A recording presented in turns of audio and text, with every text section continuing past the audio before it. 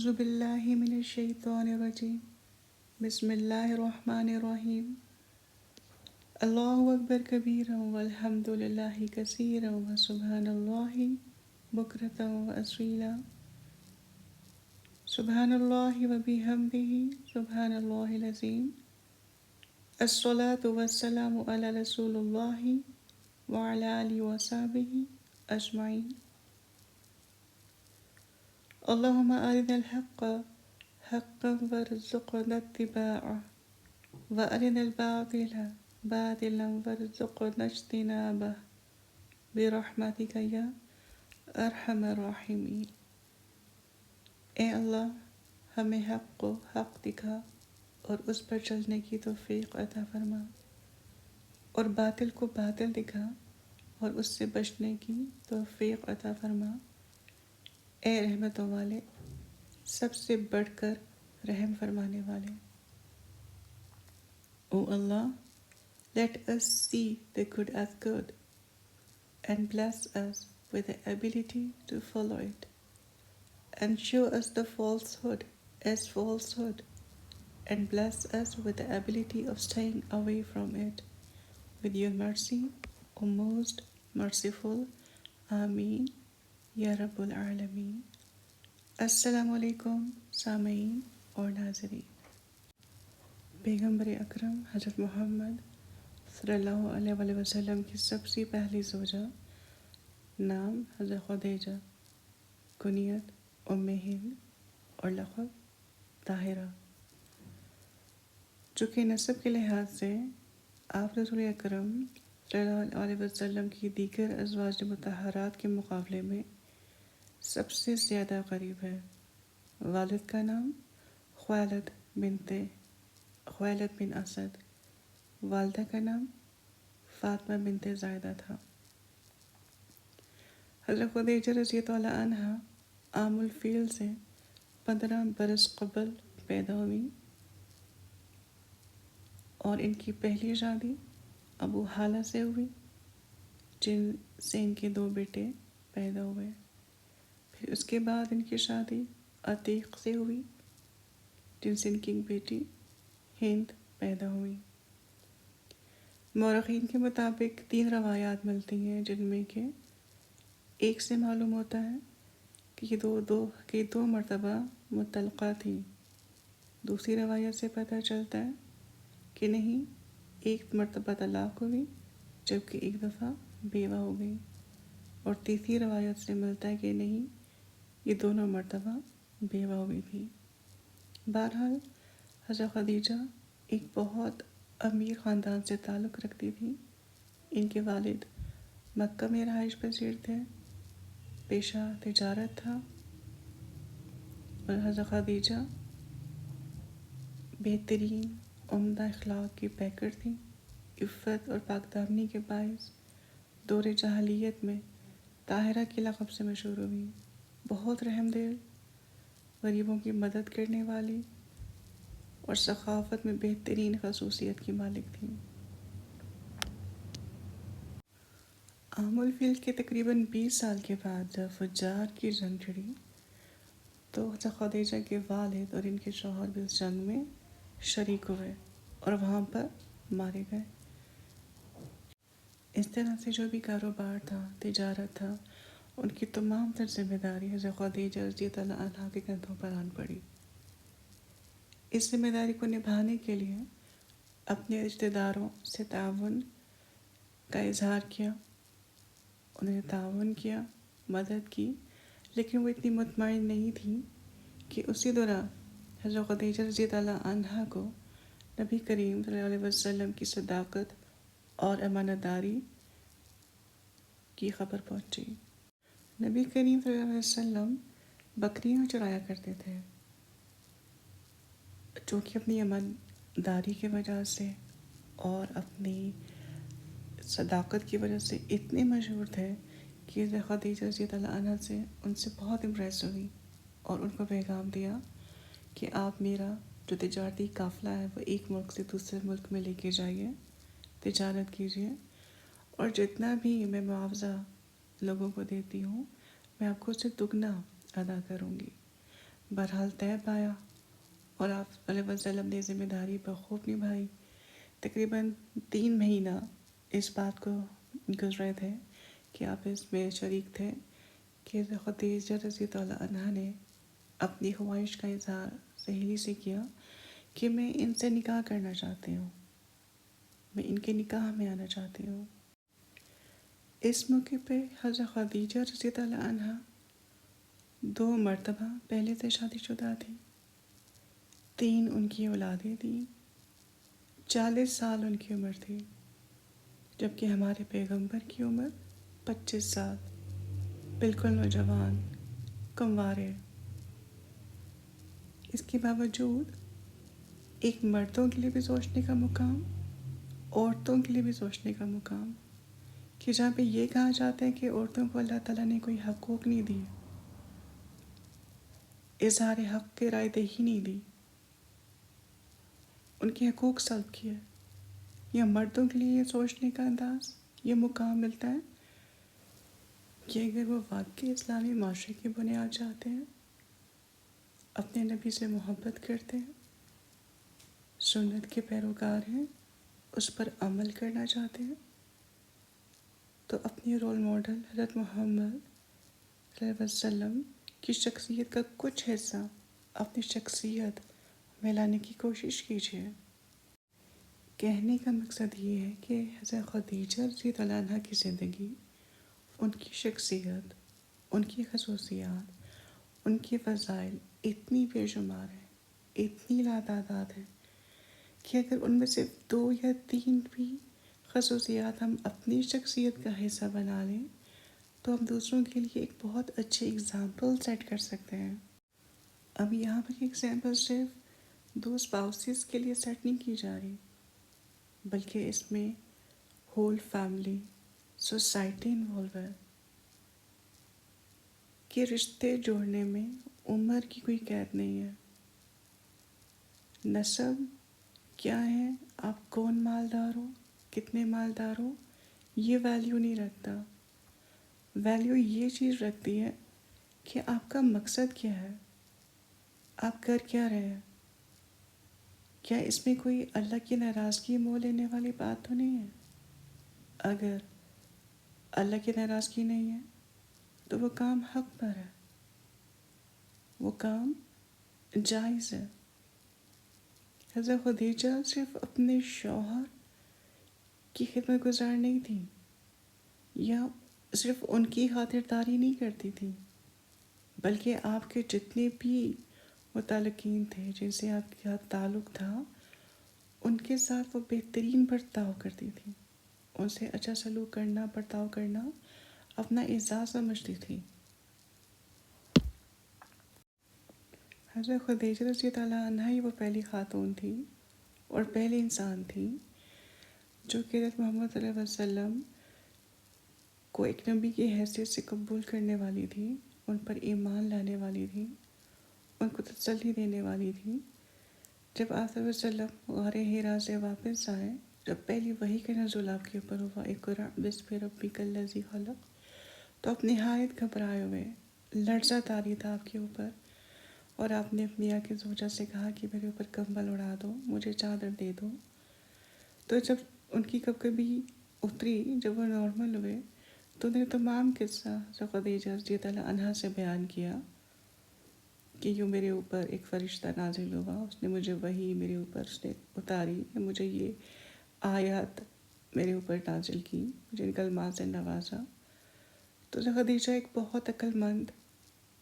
اور بہترین عورت تھی کہ وہ ان کو سیدھا اپنے کزن، اپنے چچا زاد بھائی ورقہ بن نوفل کے پاس لے گئی، جو کہ بہت علم والے تھے، اہل کتاب تھے، عیسائی تھے،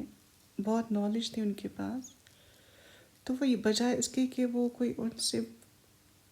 طرح طرح کی باتیں کرتی یا ان کو الجھاتی یا ان کو پریشان کرتی، نہیں،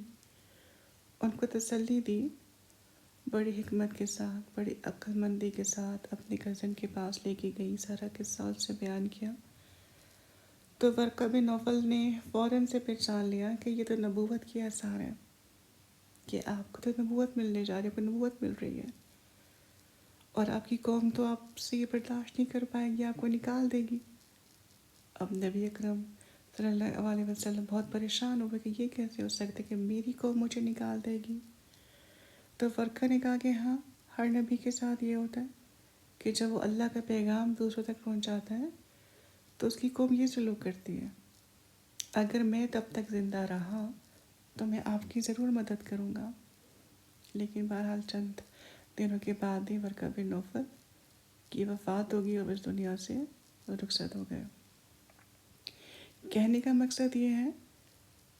کہ جب خدیجہ رضی اللہ عنہا ایک عورت ہونے کی حیثیت سے، ایک خاتون ہونے کی حیثیت سے بالکل جذباتی اور بالکل پینک نہیں ہوئی، بلکہ انہوں نے عقل مندی کا ثبوت دیا کہ ان کو ایک صحیح راستہ دکھایا، ایک صحیح بندے کے پاس پہنچایا، اور انہوں نے ان کو ایک صحیح گائیڈنس دی، ایک صحیح مشورہ دیا کہ ایسا ہو سکتا ہے یا ایسا ہوگا۔ اور بلا شبہ ایسا ہی ہوا کہ جب آپ علیہ وسلم نے اپنے رشتہ داروں کو، اپنے لوگوں کو یہ بات سمجھانے کی کوشش کی کہ اللہ تعالیٰ نے ان کو دین کا کام سونپا ہے، توحید کا کام سونپا ہے، اللہ سے جوڑنے کا کام سونپا ہے، تو اپنے رشتہ دار ان کے دشمن ہو گئے، ان کے مخالف ہو گئے۔ اس موقع پر بھی تسلی دینے والی ان کی ڈھارس، ان کی دوست، ان کی زوجہ حضرت خدیجہ رضی اللہ عنہا ان کا ساتھ دیتی رہی۔ حضرت خدیجہ نہ صرف اپنے شوہر کی خدمت گزار تھیں، خاطرداری کرنے والی تھیں، بلکہ آپ علیہ وسلم کے جتنے بھی متعلقین تھے ان سے اچھا برتاؤ کرنا اپنا اعزاز سمجھتی تھیں۔ رسول اللہ صلی اللہ علیہ وآلہ وسلم کے والد عبداللہ کی ایک لونڈی تھی، اس کا نام ام ایمن تھا، اور آپ صلی اللہ علیہ وسلم ان کی بہت عزت کیا کرتے تھے۔ حضرت خدیجہ بھی ان کی بہت عزت کرتی تھیں، جس سے حضرت محمد صلی اللہ علیہ وسلم خوشی محسوس کرتے تھے۔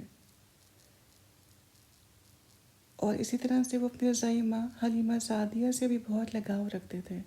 ان کی بھی بہت قدر فرماتے تھے۔ ایک مرتبہ حلیمہ سعدیہ مکہ مکرمہ میں آپ صلی اللہ علیہ وآلہ وسلم سے ملنے آئی تو اپنی ناداری اور مفلسی کا تذکرہ کیا۔ آپ علیہ وسلم نے اس کا ذکر اپنی زوجہ حضرت خدیجہ سے کیا۔ حضرت خدیجہ نے فوراً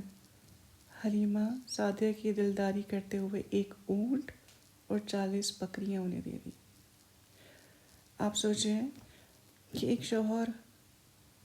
اپنی جو تکلیف ہے یا اپنی جو ایک دکھ ہے اس کا اظہار اپنی بیوی سے، اپنی دوست سے کر رہا ہے، اور وہ ان کا اس موقع پر ساتھ دے رہی ہے، دلی طور پہ، جذباتی طور پہ، مالی طور پر پورا تعاون کر رہی ہیں۔ کتنی بڑی خصوصیت کی مالکہ تھی۔ ایک اور موقع پر آتا ہے کہ نبی کریم صلی اللہ علیہ وسلم نے اپنے نزدیک ترین رشتہ داروں کو جب اسلام کی دعوت دی تو حضرت خدیجہ نے اپنی رہائش گاہ پر ان کی دعوت کا، کھانے پینے کا اہتمام کیا۔ حضرت خدیجہ نے حضرت علی کو اس کا ذمہ دار ٹھہرایا کہ وہ کھانے پینے کا بندوبست کرے، ان کے ساتھ مل کر مہمانوں کو مدعو کیا گیا، اور کافی تعداد میں لوگ بنو ہاشم کے ان کے ہاں مدعو ہوئے، حضرت خدیجہ کے گھر جمع ہو گئے۔ جب کھانے کا دور ختم ہوا تو سرداروں کو جب آپ علیہ وسلم کی رسالت کا علم ہوا،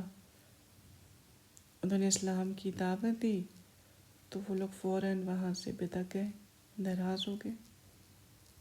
حضرت علی نے اس موقع پر آپ علیہ وسلم کا ساتھ دینے کا اعلان کیا۔ اس موقع پر بھی حضرت خدیجہ تھیں جنہوں نے آپ علیہ وسلم کی دل جوئی کی، آپ کا حوصلہ بڑھایا، مکمل تعاون کا یقین دلایا، اور یہ وعدہ کیا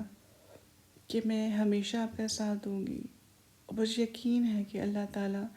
آپ کو ضرور کامیاب کریں گے، آپ کو بامراد کریں گے، آپ کو کبھی بھی نا امید نہیں کریں گے، آپ کو بھی یار و مددگار نہیں چھوڑیں گے۔ خدیجہ کو بھی یہ خصوصیت اللہ تعالیٰ نے عطا فرمائی، ان کو یہ فضیلت عطا فرمائی کہ یہ واحد زوجہ تھی کہ جن سے آپ علیہ وسلم کی اولاد پیدا ہوئی، سوائے حضرت ابراہیم علیہ السلام کے، جو کہ ماریہ قبطیہ کے بدن سے پیدا ہوئے۔ باقی جو بھی 6 اولادیں تھیں، جن میں 2 بیٹے قاسم اور عبداللہ شامل تھے، جبکہ بیٹیوں میں حضرت زینب، حضرت رقیہ، حضرت ام کلثوم اور حضرت فاطمہ رضی اللہ عنہا، یہ تمام اولادیں حضرت خدیجہ کے بدن سے پیدا ہوئیں۔ آپ کی جو زوجیت کا عرصہ تھا 25 سال پر محیط تھا۔ 25 سال تک آپ حضرت محمد صلی اللہ علیہ وسلم کے نکاح میں رہیں، اور اس دوران کوئی دوسرا نکاح حضرت محمد صلی اللہ علیہ وسلم کا نہیں ہوا، اور یہ 2 دہائی آلموسٹ بنتا ہے ٹائم پیریڈ کہ جس میں نبی علیہ وسلم سے سب سے زیادہ جو زوجیت کا جو ٹائم گزارا، جو پیریڈ گزارا، وہ حضرت خدیجہ رضی اللہ عنہا نے گزارا۔ 10 نبوی میں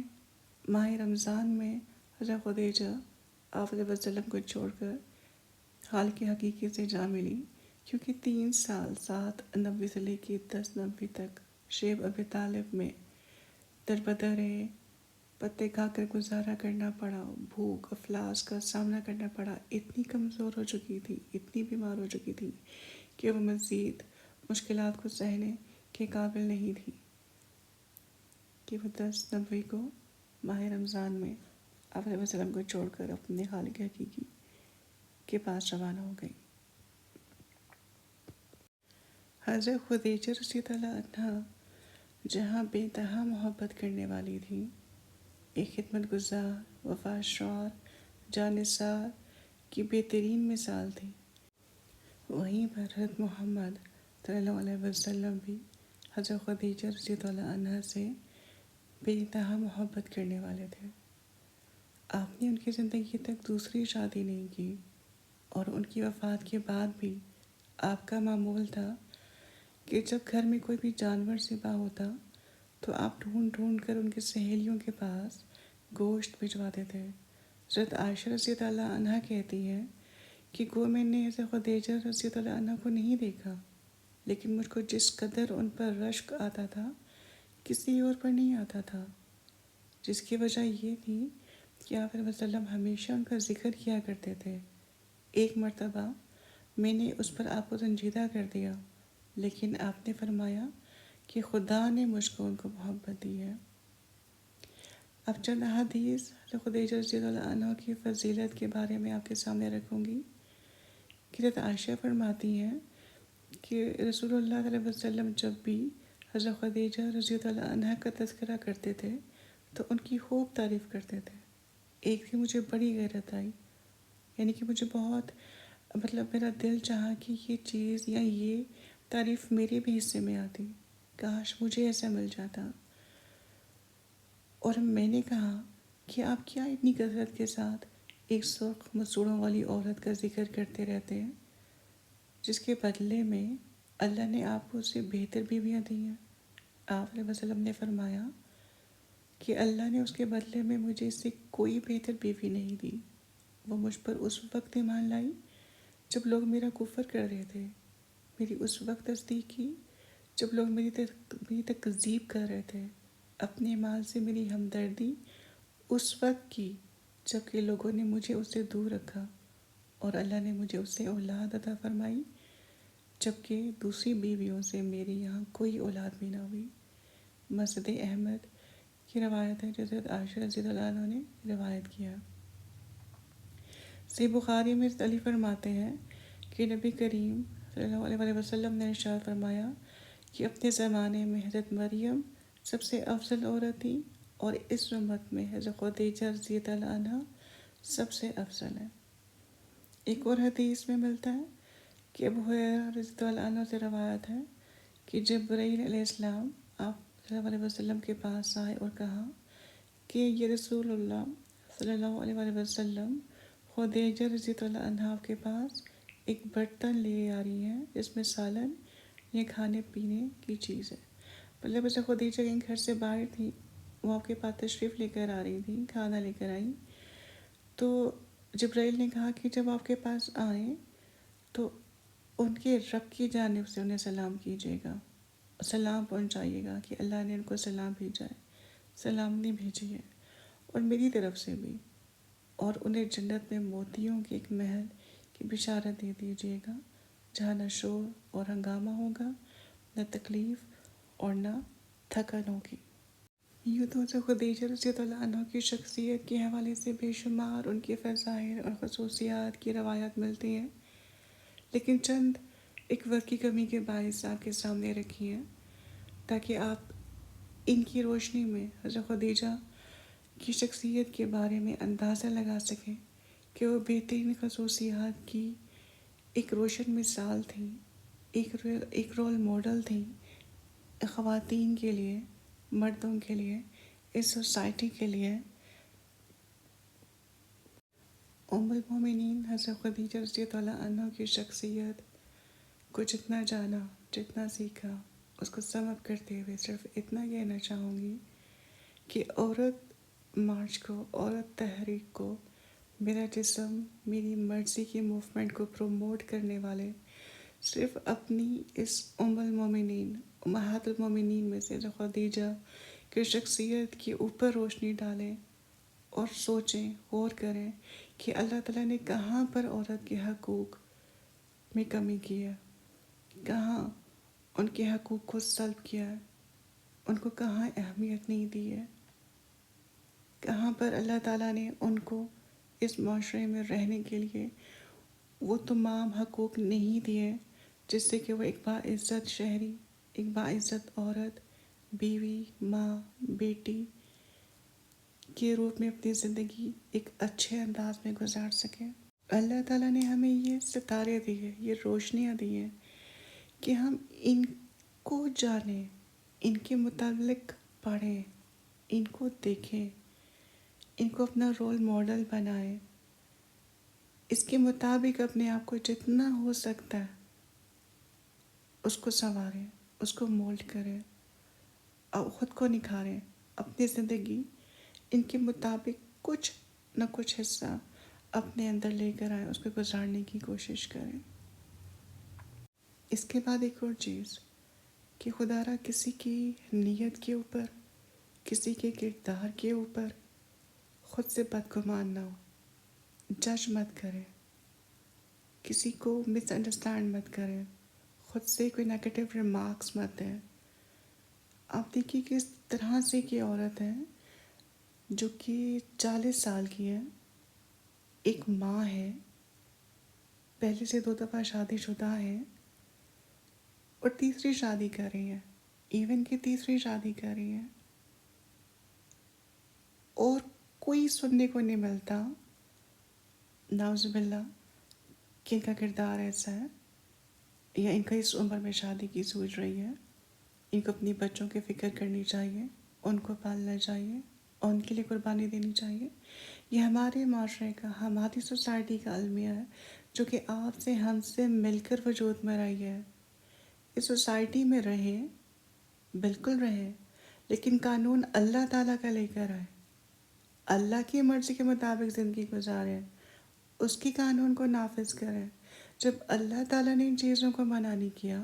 تو ہم اور آپ کون ہوتے ان کے بارے میں تنقید کرنے والے یا کوئی نیگیٹو ریمارکس دینے والے؟ پھر اس کے بعد یہ بھی دیکھا جاتا ہے کہ اگر عورت امیر ہے، مرد غریب ہے، اس کے پاس اتنا پیسہ نہیں ہے، وہ اتنا اسٹیبلش نہیں ہے، تو یہ سننے کو ملتا ہے کہ اس نے پیسے کی خاطر شادی کر لی، اس نے دولت کی خاطر شادی کر لی۔ ہم کسی کی نیت کے اوپر نہیں جا سکتے، ہم کسی کی نیت کو نہیں جانتے، ہمیں نہیں پتہ ان کی انٹینشنز کیا ہیں کیا نہیں ہیں۔ تو کسی کے بارے میں سوچنے سے پہلے، کچھ بولنے سے پہلے یہ سوچیں کہ کیا ہم ان کے اوپر کوئی تہمت تو نہیں لگا رہے، کوئی الزام تراشی تو نہیں کر رہے۔ پھر تیسری چیز یہ سیکھنے کو ملتی ہے کہ جب 2 اسپاؤسز اس رشتے میں انوالو ہونا چاہتے ہیں، اس کو ایکسیپٹ کر رہے ہیں، وہ اسلامی اقدار کے منافی نہیں ہے، خلاف نہیں ہے، تو دوسرے جو لوگ ہیں وہ اس میں اپنے ایک پازیٹیو کیریکٹر پلے کریں، اپنا انپٹ ڈالیں، پازیٹیو ڈالیں، جو چیز سنت کے خلاف نہیں ہے، اسلام کے خلاف نہیں ہے، اللہ کی نگاہ میں غلط نہیں ہے، اس کو غلط کہنے کا حق ہمیں نہیں ہے. ہم کوئی حق نہیں رکھتے کہ ہم اس کو اپنی اقدار کے مطابق یا اپنی تہذیب کے مطابق، اپنے کلچر کے مطابق یا اپنی فیملی کی جو رولز ہیں، جو اپنے پرنسپلز ہیں، جو اپنی کاسٹ ہیں، اس کے مطابق اس کو دیکھنے کی کوشش کریں یا اس کو ڈھالیں. پھر ایک اور نقطہ جو میری سمجھ میں آیا، جو میں نے سبق سیکھا، وہ یہ کہ جب دین کی راہ پر چلتے ہیں تو بے شمار قربانیاں دینی پڑتی ہیں، چاہے وہ ذہنی ہو، روحانی ہو، جسمانی ہو، مالی ہو. اس میں کوئی تفریق نہیں ہے مرد کی یا عورت کی، کہ مرد اپنا مال دے رہا ہے یا عورت دے رہی ہے. جس طرح دونوں مل کر ایک گھر کا نظام چلاتے ہیں، اپنے خاندان کا نظام چلاتے ہیں، اسی طریقے سے دین کی ذمہ داری کو لے کر چلنا، اس کی رسپانسبلٹی ہمارے اوپر عائد ہوتی ہے کہ ہم بھی اس میں حصے دار بنیں. جو کچھ ہمیں اللہ تعالیٰ نے وسائل دیے ہیں، ہمیں وقت دیے ہیں، ہمیں کوئی ایسی نالج دی ہے، ہمیں کوئی ایسی اسکل دی ہے، کچھ بھی ہمیں دیے، ہم وہ اس میں ڈالیں، اس میں حصے دار بنیں، اس نیکی کے کام میں. جو خیر ہم سے نکلتی ہے، ہم جو نیکی کرنا چاہتے ہیں، ہم اس میں سبقت کریں، اس میں آگے آگے پیش ہوں. بس اللہ تعالیٰ سے یہ دعا ہے کہ اللہ تعالیٰ ہم جو سیکھیں ہمیں اس کو سمجھنے میں آسانی دے، ہمیں توفیق دے کہ ہم اس کو سمجھ سکیں، ہم اس کو سمجھیں، اس پر عمل کریں. ہمیں اس پر ثابت قدمی عطا فرما. ہمیں لوگوں سے ڈرنے والا نہیں، ہمیں اپنے سے. اللہ تعالیٰ تو ہمیں اپنے سے ڈرنے والا بنا کہ ہم تجھ سے ڈریں، تیرے سے ڈرتے ہوئے تیرے قانون کو نافذ کریں، تیرے قانون پر عمل کریں. جو یہ تو نے شخصیات ہمیں دی ہیں، چاہے وہ ہمارے نبی کی صورت میں ہے، چاہے ان کے ازواج کی صورت میں ہے، ہم ان کرنوں سے، ان ستاروں سے کوئی روشنی اپنے اندر سمیٹنے کی کوشش کریں. اس روشنی سے فیضیاب ہو، ہدایت ہمیں ملے، اپنی زندگی سنواریں، اپنی نسلیں سنواریں، اپنے معاشرے کو سنواریں. اللہ تعالیٰ سے بہت دعا ہے کہ اللہ تعالیٰ تو ہمیں معاف فرما، ہمیں ایک بہترین انسان، بہترین مسلمان بننے کی توفیق عطا فرما. جو گناہ ہم سے سرزد ہوئے ہیں تو ان کو معاف کر دیں، ہمیں ایسا کر دے جیسا کہ تو چاہتا ہے، ہمیں اپنی رضا میں راضی کر دے. اللہ تعالیٰ سے دعا ہے کہ اللہ تعالیٰ ہم سب کا حامی و ناصر ہو. جزاکم اللہ خیر. السلام علیکم ورحمۃ اللہ وبرکاتہ.